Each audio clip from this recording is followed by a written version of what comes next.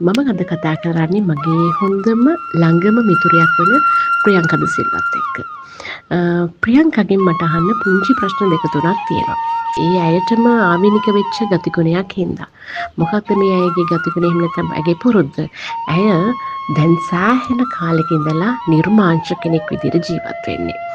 ඉතින් මට හිතුණා ප්‍රියංකාගෙන් අහන්න ඕනි කියලා අද වගේ දවසක ඇයි මෙහෙම දෙයක් අදහස් කළේ? ඇයි මෙහෙම දෙයකට පෙළඹුණේ? ඒක ගැටලුවක් වුණේ නැද්ද ජීවිතේ මේ කිසිම දවසක? ඒ වගේම සෞඛ්‍ය ගැටලු එහෙම මොන හරි ඇති වෙලා තියෙනවද නිර්මාංශ වීම තුලින්? ඒ වගේම මේ ප්‍රියංකට මේ විදිහ අදහසක් එන්නේ කොයි කාලෙද, කොයි විදියටද, මොකක් හරි හේතුවක් විශේෂ දෙයක් නැද්ද කියලා දැනගන්න ආසයිනේ නේද? ඒ වගේම මොකක්ද ප්‍රියංකා ඔයාට මෙහෙම නිර්මාංශ වීම තුලින් වගේ ජීවිතේට ලැබුණේ? මොකක් හරි විශේෂත්වයක් ලැබුණාද? ඔයාට වෙනම විශේෂ හැඟීමක් මේ වෙනුවෙන් තියෙනවද? අන්න ඒ වගේ පුංචි ප්‍රශ්න ටිකක් තියෙනවා. ඒ ටිකට උත්තර දෙන්න පුළුවන් නේද? සුබම සුබ දවසක් ලංකා ඔයාට. මට හරිම සතුටුයි ඇත්තටම පුංචි කාලේ ඉඳන්ම බොහෝම සමීපතම මිතුරියක් විදිහට ඔයා මගෙන් ওই ප්‍රශ්නේ අහුවට. බොහොම ස්තුතියි ඔයාට. ඉතින් ලංකා මම නිර්මාංශ වෙලා තියෙන්නේ පුංචිම කාලේ ඉඳන්. මතක ඇති කාලේ ඉඳන් කිව්වොත් හරියටම හරි. මම ඒක කරන්නේ හරිම සතුටින්.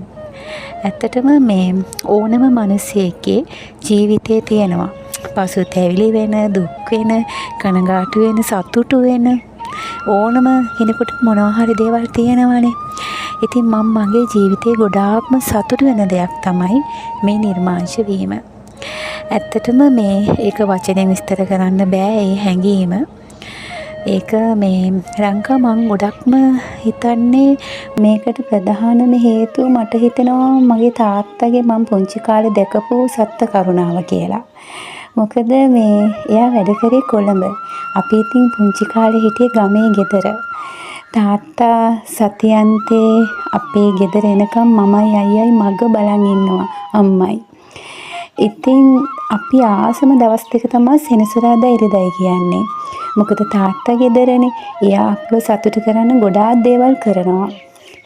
ඉතින් මම මේ සත්තු සම්බන්ධව තමයි දැන් මෙතනදී කතා කරන්නේ.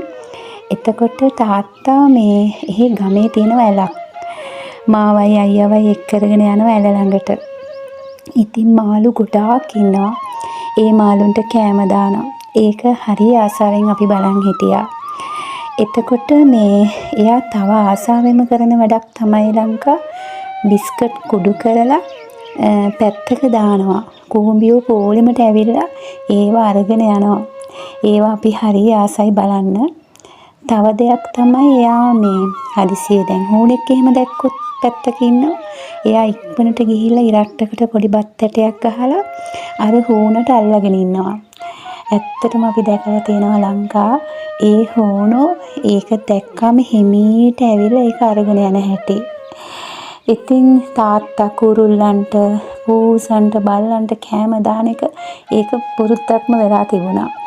ඉතින් මේ දේවල් මේ සත්ත්ව කරුණාව මම පුංචි කාලේ ඉඳන්ම දැක්ක ලංකා. ඉතින් මේව මතක් වෙනකොට මේ ඇත්තටම බොහොම සංවේදී වෙනවා.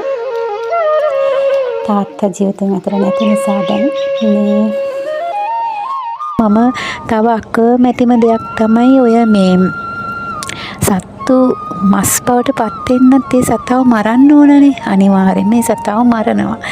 ඉතින් ඕනම සතෙක් ඒ මරණ බියට කැමති නෑනේ ලංකා. මේ සත්තුන්ට ජීවත් වෙන්න ඕන තරම් මේ අයිතිය තියෙනවා. ඕනම තැනක නිදහසේ සත්තුන්ට ඉන්න අයිතිය තියෙනවා. ඉතින් ඒ සත්තු අනිවාර්යයෙන්ම මරන්න ඕනනේ. අන්න ඒක තමයි මට දරා ගන්න බැරි.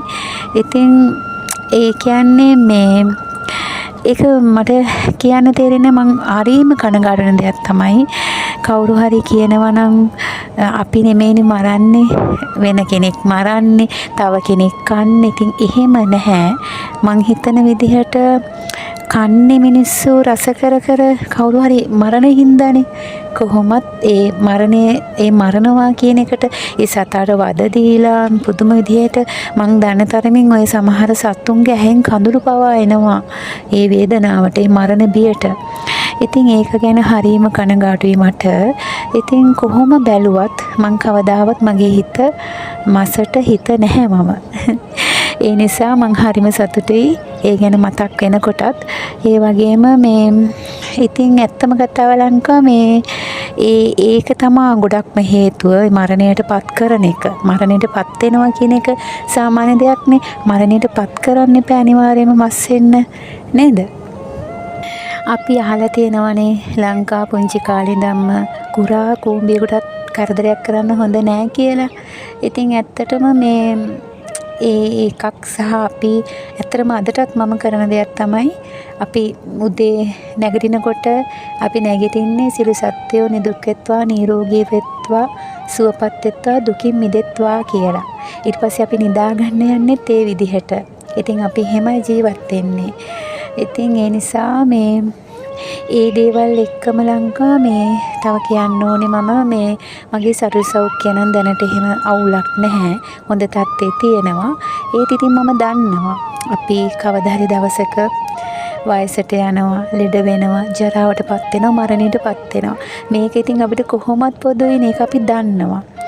ඉතින් මේ ඉන්න ටිකේ අපේ හිත සතුටු වෙන විදිහට අපි ජීවත් වුණාම එච්චරයි. මම දකින්නේ එහෙමයි ලංකා. ලංකට මම මුලින්ම කිව්ව මතකද මගේ සිත මේ සතුටුම වෙන දෙයක් තමයි මේ නිර්මාංශ වීම කියලා. ඒ වගේම මගේ සිත සුවපත් කරන දේත් ඒක තමයි. සහ මේ ඒක හරහා මට ලැබුණ හුඟක් ලොකු ආශිර්වාද ගොඩක් මගේ ජීවිතේට. ඉතින් ඒක ගැන කතා කරනවා නම් ගොඩක් දේවල් තියෙනවා.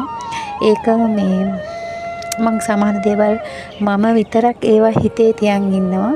ඇත්තම කතාව නිර්මාංශ වීම මගේ ජීවිතයේ ලොකුම ආශිර්වාදයක් වෙලා තියෙනවා මට. සහ මම සිත සුවපත් කරවන ගාක්ම සිත සතුට වෙනම දේ තමයි නිර්මාංශ වීම. බොහොම ස්තුතියි ලංකා මගේ මේ ප්‍රශ්නය අහුවට. ඒ වගේම අහගෙන හිටපු හැමෝටමත් ගොඩාක් ස්තුතියි. හැමෝටම තෙරුවන් සරණයි.